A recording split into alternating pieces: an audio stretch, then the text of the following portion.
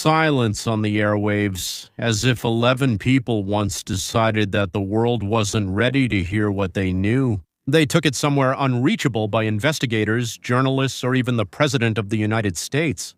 What am I talking about? About the 11 missing scientists from top-secret laboratories. They just vanished into thin air. There are several theories, I'll tell you. It's inexplicable. By the way, the President of the United States has started looking into it. This strange series of disappearances. Today, we will also talk about a phenomenon that we call Vladimir Lenin's dream. It came true. A cook is running the government.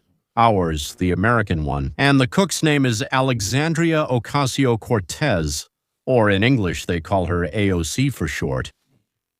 And of course, we can't ignore the cancellation of negotiations between America and Iran. Perhaps this is the most pressing news of the day. Yesterday, Trump stopped the U.S. representatives, deciding that no one would be flying to Islamabad anymore. President Trump just told our Aisha Hasni that he canceled his envoy's trip to Pakistan for negotiations with Iran. Aisha Hasni gives us a direct quote from the president. "Some time ago, I told my people who were already getting ready to leave, no, you won't fly for 18 hours to get there. We hold all the cards.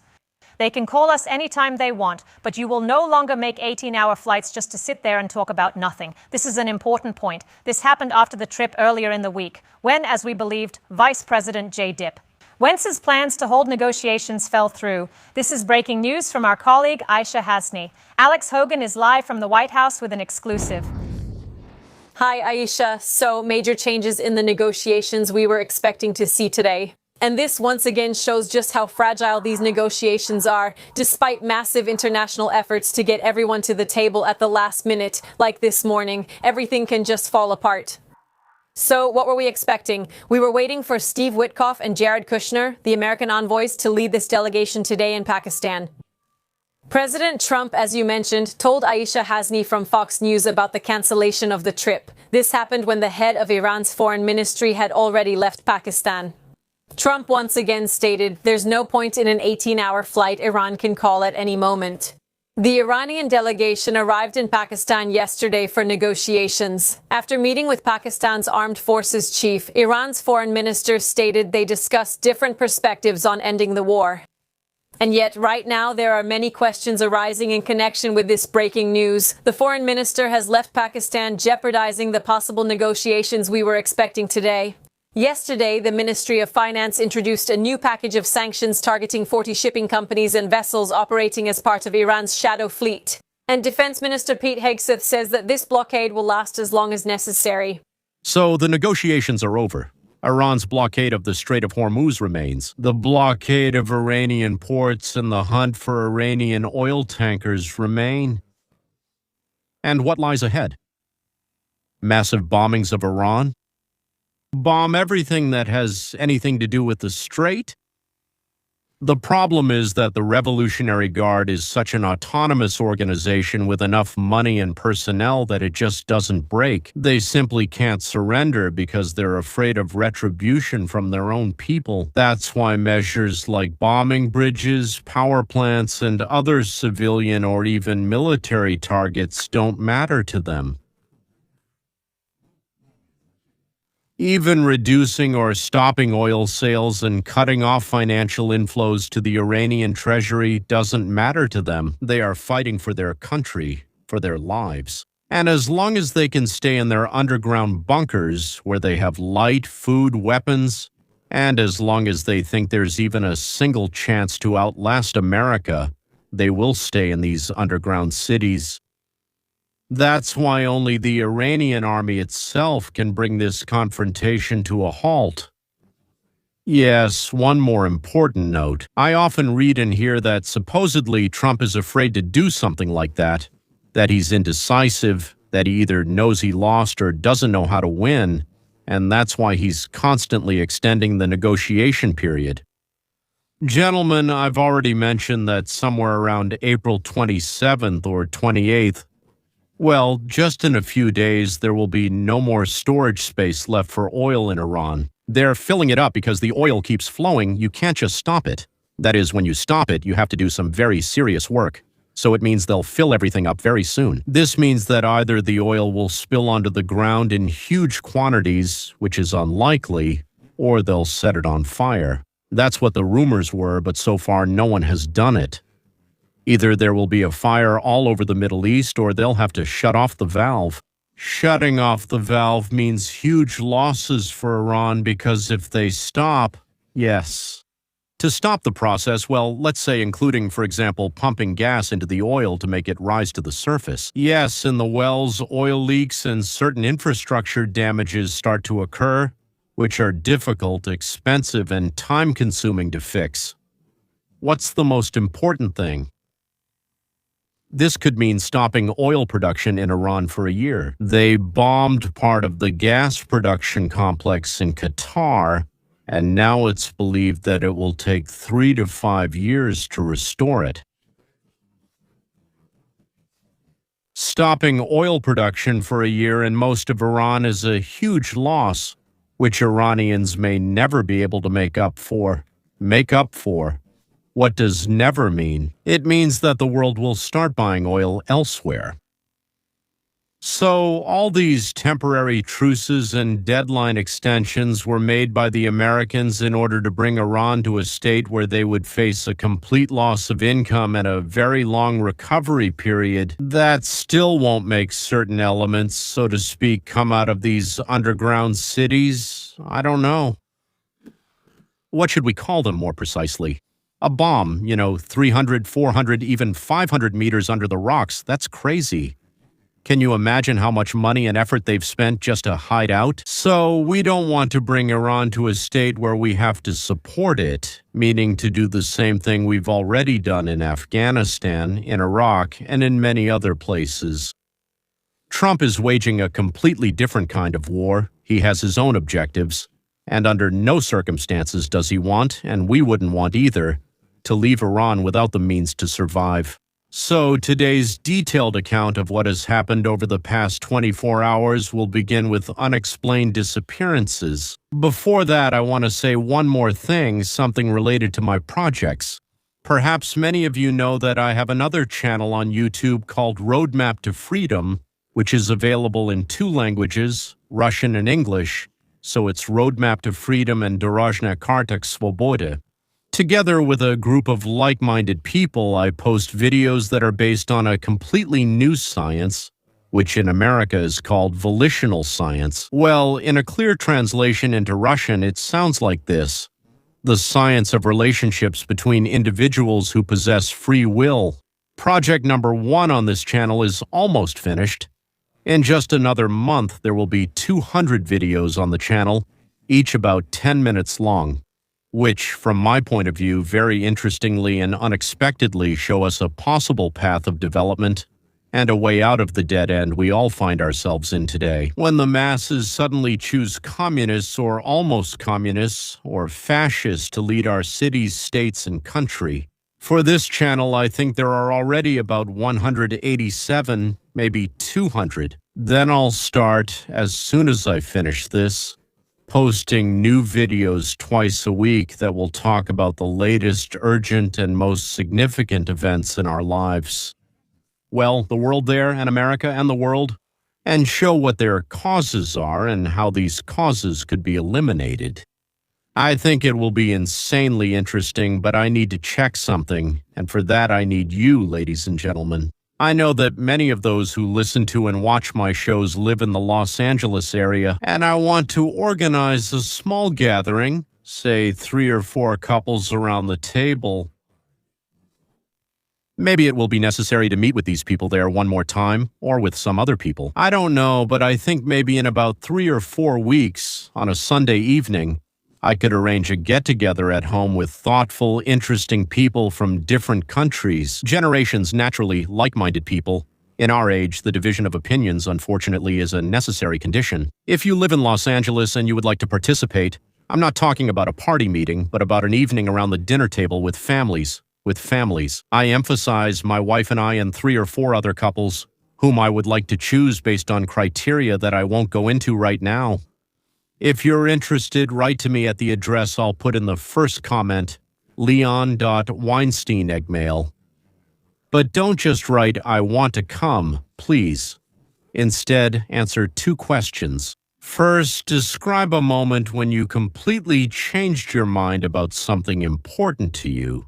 What happened and why? And second, what question is on your mind right now that you don't have an answer to? It doesn't have to be something global, it can be anything. And briefly, literally 1 paragraph about yourself, 1 paragraph about yourself. The most important thing, the very most important thing you would like me to know. A sense of humor is a big plus. This isn't a test of wit or anything else. It's an attempt to find diverse people whose opinions I'd be interested to hear, so I apologize if you send something but don't get an offer. The thing is, I'd like to keep the criteria unknown for now, for an obvious reason, I guess. Now I read them and reply to them myself. Both of these questions, the emails will be posted in the first comment. Well now, let's move on full speed to the missing scientists. The first to disappear was Anthony Chavez. 8 a.m., an ordinary May Tuesday. In 1925, he left his house in the suburbs of Los Alamos without a jacket. This is New Mexico, where the morning chill still lingers in the mountains. There was unfinished coffee left on the kitchen table. The phone was on the charger, which was plugged in, so the person likely left only briefly. These days, people rarely go out and leave their phone charging. The neighbors saw him walking slowly down the street, as if deep in thought, and then he turned the corner. No one saw him after that. No traces, no notes, just a clean, completely empty smartphone on the table, reset to factory settings, and for some reason put on the charger, as if the person erased himself before leaving. But 4 days later, the story repeated itself. Monica Hassini Teresa, an aerospace engineer at the same Los Alamos laboratory, went hiking with friends in the California mountains. The group stopped by a stream. Reza stepped away for just a minute and vanished into thin air. Her phone was found on the trail, and it had also been wiped clean. Investigator. At first, investigators didn't know about or connect these cases, but missing persons are actually not uncommon. Some people run away, others do something else, but then they started to look closely, and what they saw made them fall silent. Between 1922 and 1926, under mysterious circumstances, 11 American scientists either died or disappeared without a trace. Not just any scientists, but specialists with top-level government clearance. Nuclear physicists, astrophysicists, developers of superalloys for spacecraft, and specialists in thermonuclear fusion. And this is key. At least several of them were directly working with materials tied to unidentified classified government equipment. At that moment, half of you just said, "Ah!"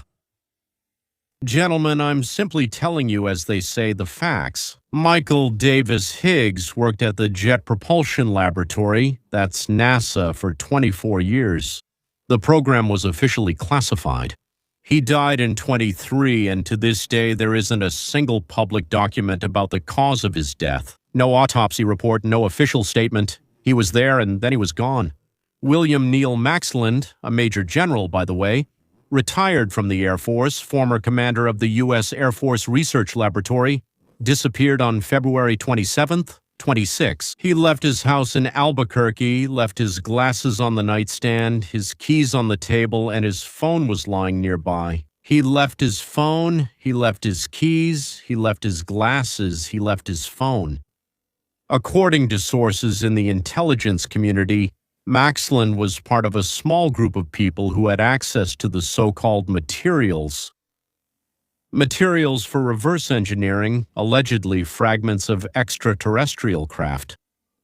His colleagues in private conversations called him a man who knew too much. Frank Mayvold worked until his last days on a biosignature search program, that is, searching for signs of life on other planets. Nanu Loreu, director of the Plasma and Thermonuclear Fusion Center at MTI, was shot dead at his own doorway in December of 25. Carl Grillmeyer, an astrophysicist at the California Institute of Technology, who created, researched, and specialized in space telescopes, was found on the porch of his house in February of 26. MES Screech, an anti-gravity researcher and founder of the so-called Institute of Exotic, not esoteric but exotic sciences. Before her death, she openly spoke about threats. She claimed that after a key breakthrough in her research, she started being targeted. In 2022, she was found dead. The official version is suicide. When journalists from Fox News began comparing the cases, one detail emerged that made the researchers' hair stand on end. All the missing people had devices, smartphones, tablets, laptops, and the devices of the deceased scientists were completely wiped. A factory reset. Everything that was done by the scientist while they owned the phone, it's all gone. And for most of them, this was done just shortly before their disappearance or death. 4 shaves just a few hours before. For Max Land, presumably on the same day. For Resi, the phone was found on the trail completely clean, as if it had just been unpacked from the box. Gentlemen, and now this has stopped being a coincidence. It's become a pattern. First theory. Well, the first one that comes to mind is foreign involvement, right? The most obvious, the most convenient one for Washington. Russian or maybe Chinese intelligence is systematically eliminating holders of critically important secrets. To eliminate someone is, well, kind of a standard procedure for professional operatives who want to prevent data leaks after an operation. Congressman James Comer directly stated in his official request to the FBI and the Pentagon, these cases may pose a direct threat to national security. It's a working theory, but it doesn't explain one thing: why the devices were clearly wiped by the owners themselves. That is, everything points to the fact that they were wiped at the moment when the victims were still alive. The second theory: internal cleanup. Journalist Michael Schellenberger, who has been investigating this list for several months, cautiously hints at the possible involvement of private aerospace corporations, bad capitalists, imperialists. The logic is simple. In the U.S., there is a parallel system of secret programs funded and controlled by major Pentagon contractors. If a scientist decided to speak out or just knew too much, ta-da-da. After all, the corporate machine can be ruthless. Well, that's just some typical journalistic leftist, outburst. Oh, capitalism and all that, right? MEX Gluch was talking about this right before her death, that her success in anti-gravity research really scared someone. She never mentioned corporations, she just said someone got really scared. Version 3, the one they whisper about. It ties everything together. The official recognition of the victims, their access to classified UFO materials, especially the nature of the device resets. What if contact with extraterrestrial technology or with those behind it leaves a trace? What if the scientists who got close to uncovering the nature of unidentified objects at some point received a signal, not a metaphorical one, but a literal one, and left on their own without any coercion, erasing everything behind them that could lead to the answer? Wiping the phone in such cases isn't about hiding evidence, it's a farewell. The FBI officially launched a large-scale investigation. Trump held a meeting and promised to get to the bottom of it. Congress is demanding answers from NASA, the Department of Energy, and the Pentagon. Some of the missing people still haven't been found. The bodies of some of the deceased were never publicly examined. Cause of death? Why? For some, it's classified. Well, there's radio silence, as if 11 people just decided one day that the world wasn't ready yet. Not ready to hear what they know. Continuing now, let's talk. On another topic. Let's call it shock. June 26, 2018, New York primary night. The political world is watching hundreds of races across America. Almost no one is paying attention to the congressional district in the Bronx and Queens. It's such a safe Democratic seat, held for 10 consecutive terms by one of the most influential people in the House of Representatives. His name was Joe Crowley, the fourth most influential Democrat in Congress. $3 million in his campaign fund, by all accounts invincible. His opponent was a 28-year-old woman with no political experience, no connections, and almost no money. A few months ago, she was working as a bartender in Manhattan, helping her mom pay the bills. Her name is Alexandria Ocasio-Cortez. She beat him by a margin of 15 points. The establishment wasn't just defeated, it was humiliated. And the question that arose that night was, who really speaks for the Democratic Party? And to this day, it hasn't been answered. Today, we will answer it. Who is AOC? Where did she actually come from? What has she done? Why does half of America adore her, while the other half considers her a walking disaster? And most importantly, can this woman become the President of the United States? Before Congress, a true story. Alexandria Ocasio-Cortez was born in 1989 in the Bronx. Her father, Sergio, was an architect. Her mother, Blanca, is from Puerto Rico, a working-class family, a lot of hard work, but not much extra. For better schools, the family moved to the suburb of Westchester, which was mostly white and middle class, a completely different world. Alexandria turned out to be talented. She participated in science Olympiads, and an asteroid was named in her honor. For her work in microbiology, she enrolled at Boston University and graduated with honors in economics and international relations. And then her father got lung cancer and died in 2008.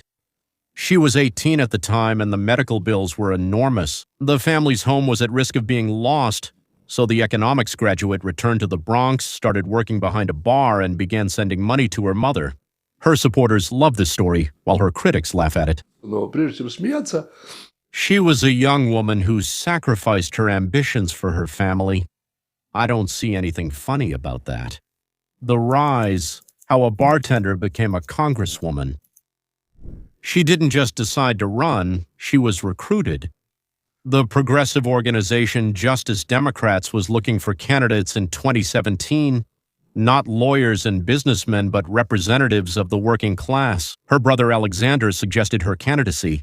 The organization found her, vetted her, trained her, helped build the infrastructure, and set her up to run against Crowley, the very one that everyone thought was impossible to win. Her campaign was almost broke. She went door to door in neighborhoods that politicians had ignored for years, talking about what really mattered to people. Well, things like affordable housing, healthcare, immigration. She wasn't polished. She wasn't, as they say, scripted. She wasn't just memorizing lines and going out there. She was genuine, and in politics, being genuine is pretty rare, and she became a revolutionary force. On election night, the shock was total. 57% to 43%, spending less than $300,000, she took out one of the most influential Democrats in America. At 29, she became the youngest woman ever elected to Congress, a woman. Men have been elected even younger to Congress. Wars, the squad, and the price of confrontation. When AOC arrived in Washington in 2019, she was already the most famous newly elected congresswoman in modern history. And she immediately started making enemies. Well, naturally, mostly within her own party. She joined forces with 3 congresswomen, Rashida Tlaib, Ilhan Omar, and Ayanna Pressley. The media called them the Squad, young people of color. They immediately positioned themselves as the conscience of the Democratic Party. Well, in practice, that meant a war with the leadership. The central conflict was with Nancy Pelosi, an open war. AOC publicly hinted that Pelosi was deliberately targeting women of color. The conflict became so toxic that Pelosi was calling members of the House, personally complaining about AOC's behavior. In 2025, AOC ran for the position of lead Democrat on the Oversight Committee, a position with real power, agenda, investigations. Pelosi quietly called members behind the scenes. AOC lost. The signal was clear. Popularity does not translate into real authority. Green New Deal. AOC's signature legislative project is the elimination of carbon emissions within 10 years, guaranteeing every American a job, healthcare, housing, and education. That is, the estimated cost is somewhere between 50 and 93 trillion. No, not millions. No, not billions. Trillions. For comparison, the entire U.S. economy produces about 25 trillion a year, and that's a quarter of the world's economy.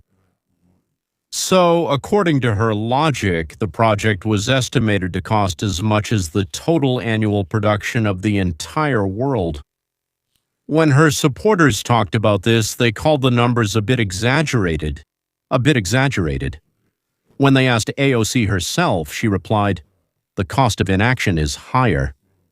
The discussion kept going in circles. The Green New Deal was never brought to a vote in the Senate in the summer. In 2020, after the killing of George Floyd, AOC became one of the loudest voices for defunding, that is, taking money away from the police. Not reform, but specifically cutting funding. Defunding the police means defunding the police, she said.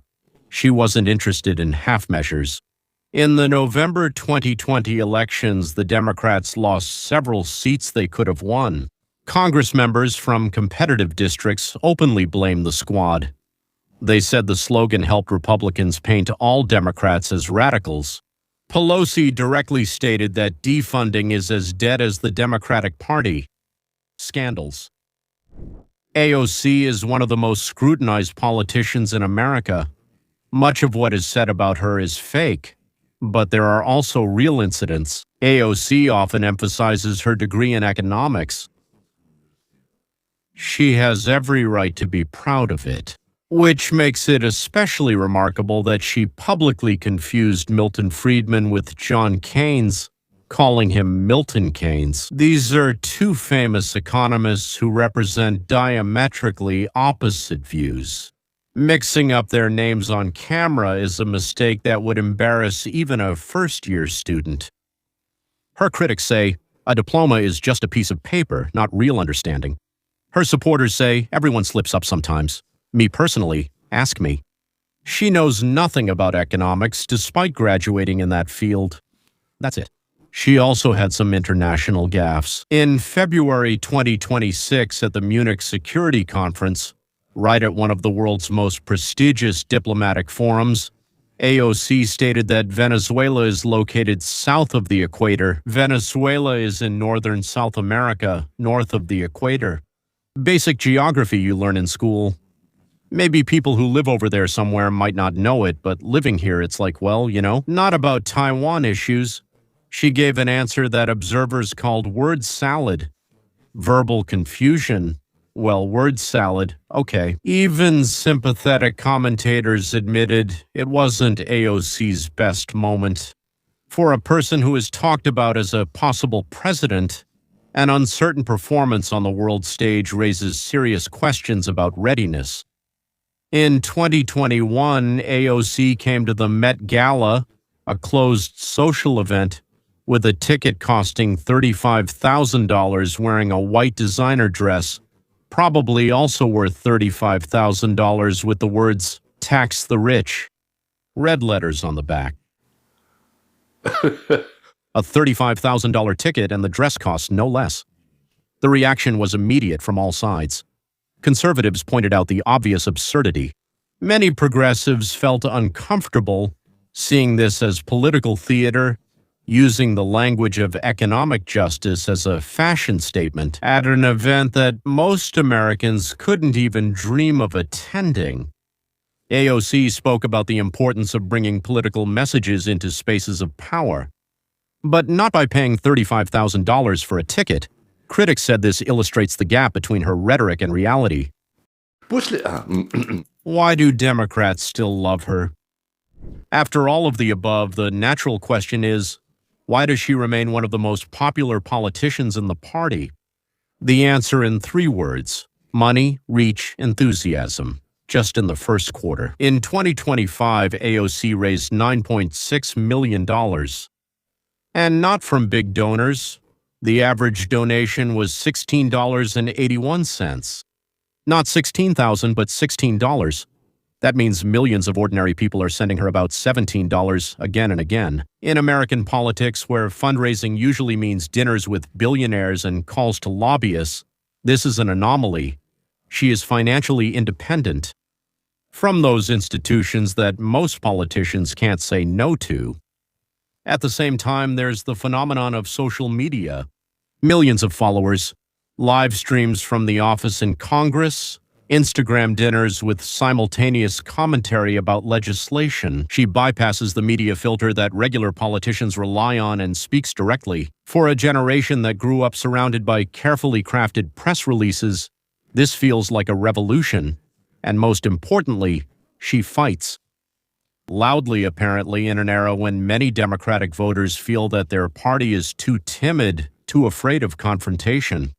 AOC calls out hypocrisy, doesn't back down, says what she thinks, and mostly she does it to her own Democrats, not the opposing party. With the opposing party, you can yell whatever you want, but saying it to your own takes what you might call guts or balls. Even when she makes mistakes, especially when she makes mistakes, because real people make mistakes, while polished politicians never do. And so her mistakes actually work in her favor.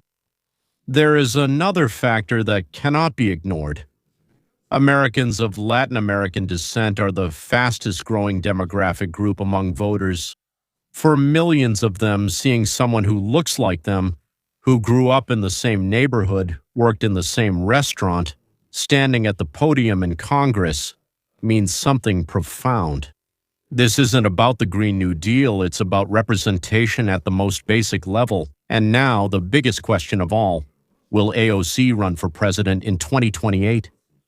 She herself doesn't know yet. In the current Democratic primary polls, Kamala Harris is leading with 22%. Gavin Newsom, well, that's our governor, has 21%. Pete Buttigieg, who is known exclusively for being gay, has 12%. AOC has 10%. She's not leading, but she's in the discussion and she's being talked about more and more. She faces a crossroads. The New York Senate race in 2028, a race she would likely win, and a path to the kind of influence she currently lacks. Or a presidential race at 37, 38 years old, yes, with fewer years in elected office. Electoral math is very unforgiving. America has never elected a person who calls himself a socialist, whether it's a democratic socialist or any other kind. The states that decide the outcome of the presidency, Pennsylvania, Michigan, Georgia, Arizona, aren't the kind of places where the word socialism will fly. Her opponent in the general election will turn her biography into campaign poster material. On the other hand, they told Trump he would never win. They told Obama that America would never elect a black president. And AOC has something most politicians can't buy: genuine enthusiasm. People don't just vote for her, they volunteer, they donate $17 again and again. They show up. In American politics, that matters more than money. Well, sometimes. Alexandria Ocasio-Cortez is several things at once. A true American success story, a media phenomenon without equal, a fundraising machine, and a fighter. She is also a politician who confused the two most famous economists in history, who attended a $35,000 event calling to tax the rich, called for defunding the police, and helped her party lose seats in Congress while giving an uncertain speech in Germany. The Democratic Party is searching for its soul after 2 defeats by Trump. It is divided between those who see the way forward through the center and those who think the center has already been tried and failed. Alexandria Ocasio-Cortez represents the second camp. She believes that the party has been losing because it hasn't been bold enough, hasn't moved far enough to the left, and hasn't been different enough from its opponents. Maybe she's right, who knows? Maybe America is ready for a democratic socialist from the Bronx. Maybe the country has already changed enough. We've already seen what happened in New York and a few other cities. Or maybe not. She is definitely 36 years old now. She has a decade ahead of her in politics, and regardless of whether she becomes president in 28 or 36, she has already changed American politics in a way that can't be undone. A bartender from the Bronx walked into a room full of powerful men and rearranged the furniture. Whether you like it or not, it's up to you to decide what this room looks like. Well, that's AOC. She openly calls herself a socialist. Her economic logic is simple and straightforward. Wealth in America is unfairly concentrated. The rich have accumulated it partly because the system worked in their favor, and the system should fix this. Tools, taxes, programs, regulations to take away, seize, requisition. Specific proposals: a wealth tax on amounts over $10 million, 2% annually, and over $1 billion, 3%. Medicare for all, student debt cancellation, a guaranteed job from the government, Soviet Union, expansion of public housing, Soviet Union, Green New Deal, $93 trillion, covering climate, healthcare, housing, and employment all at once. Illusion. The rich did not earn their wealth in a vacuum. They used government infrastructure, educated workers, legal protection of property, and patent law. So society has the right to demand something in return. Gentlemen, there's math, among other things. $93 trillion over 10 years is almost 4 times the annual U.S. GDP.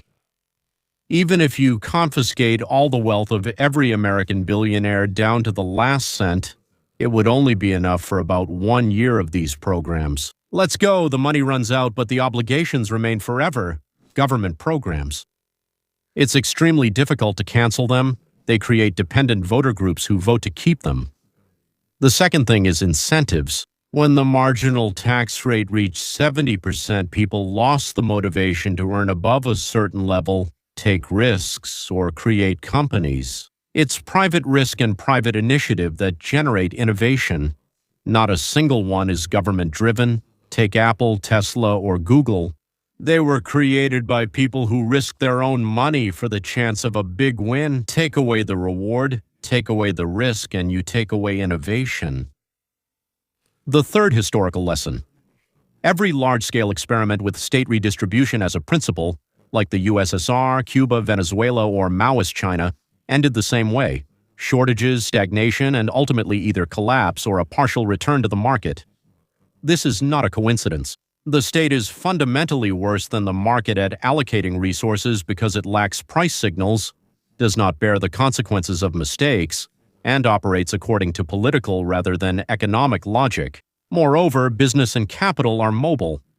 With a 70% tax, companies move their headquarters, wealthy people change their tax residency, and capital flows to places where it isn't penalized so harshly. France introduced a wealth tax and experienced a massive outflow of wealthy people, including Gérard Depardieu and hundreds of entrepreneurs. The tax had to be urgently repealed because it brought in less money than it cost the economy.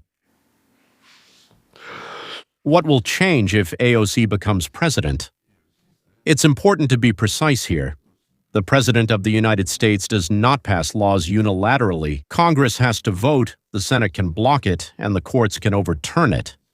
That's why the Green New Deal in its entirety won't pass under her, even if she wins. But the president does something important. He sets the agenda, appoints agency heads, shapes tax policy through executive power, determines antitrust priorities, and influences the Federal Reserve through rhetoric and appointments. And most importantly, he sets the cultural and political climate. What the president calls normal becomes commonplace, becomes the norm. Specific risks under President AOC, aggressive regulatory pressure on big business and the financial sector, increased uncertainty for investors, weakening of the dollar through large-scale government spending, and strengthening the role of the state in healthcare and energy in ways that have historically reduced efficiency, with a likely outflow of capital and businesses even before the law is passed. I don't even know if Alexandria really believes that what she's proposing is good, or if she just doesn't care about anything except the chance to gain power and money. At first, she seemed like an idiot to me. Then it seemed to me that she was just playing the role of an uncompromising revolutionary. Now I think she doesn't understand economics, doesn't really get how the market works, isn't very smart, But she's very cunning and has one quality that's necessary for success. She's ready to push through no matter what, completely unconcerned about how she looks while doing it. On one hand, she's a fool, but on the other hand, she's incredibly dangerous. But maybe that's exactly the kind of person people dream of bringing to power. Maybe it's her people who are working to eliminate the main opponents, working to get rid of Gavin Newsom and Kamala Harris. I wouldn't be surprised if the compromising material flooding this pair is actually original. From the Cook's election campaign, she is also a symbol of the Democratic Party's frenzy, her election to Congress, and possibly in the future to the Senate, or, dear viewers, even further. It's just as absurd as electing Hitler as chancellor, and just as possible. I hope that, after all, the US is not Germany, and that mechanisms will work to stop this nightmare from coming true. Personally, I believe in America. I believe in it, not blindly, but with an understanding of how this country really works. It has more than once found itself on the edge, on the brink, so to speak. Every time there were people who steered the country back. Some institutions worked, some mechanisms worked. It's not a coincidence, it's by design. The Founding Fathers, who had survived tyranny, created a system with an excessive number of checks, specifically for when someone charismatic, determined, or just persistent enough tries to break what works. 3 branches of government, more or less free press. More or less. Independent judges, states' rights. All of this isn't bureaucracy, it's protection from ourselves. It makes our lives more complicated. It's harder to achieve what we want, but it's also harder for the other side to achieve what they want. And Americans also know how to make the right choice, especially when it seems to them that there are no right choices left. They chose Reagan when the country was suffocating from stagflation and Soviet pressure, and when they made the wrong choice, they corrected it later. That's democracy, not being perfect, but able to fix mistakes. I don't know what will happen in 2028, but I do know this. A country that has re-elected itself after everything that's happened in recent years, that country won't miss its chance. It's like putting a cook in the Oval Office, and it doesn't matter whether she really is a cook, a bartender, or neither. You just can't let this cook into the Oval Office with her cook's mentality, not because she's a woman, not because she's from the Bronx, but because most Americans, when it comes down to it, understand the difference between a nice slogan and a working economy, and they vote accordingly. That's all. Until next time, see you.